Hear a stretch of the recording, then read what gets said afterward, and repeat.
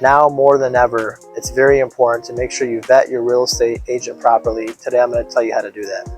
So in today's fast-paced economy and all the laws changing recently in the real estate industry, it's always been important to vet your real estate agent, meaning to figure out and see what their expertise level is, if they're able to handle you at the top level or to be able to fulfill your service needs.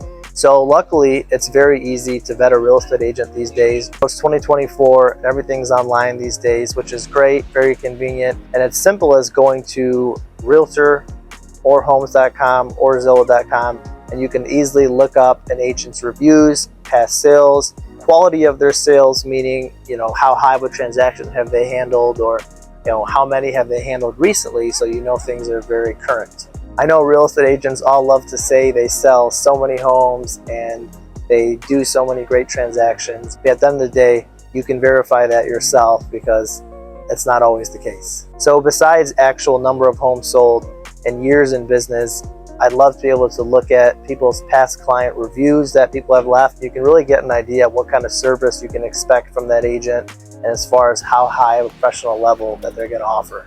Hey, Sean, I hope you're enjoying the video so far. If you found some value, please like, comment, subscribe. Another cool thing you can easily find online are people's certifications. Are they a real estate salesperson? Are they a real estate broker? Do they have any other special certifications? Or do they have their builder's license? These are all things that might be of interest to you, and you can figure out pretty quickly if that person has that or has that experience you're looking for. There's always a lot of behind the scenes as well, so having an agent who's very well known, someone who's well spoken and has a good reputation, helps you very much so on the buyer end if you want to purchase a property, and the agent that you selected to work with on the purchase end knows the agent that you're looking to purchase the home from on the seller's end. It helps for a much smoother transaction.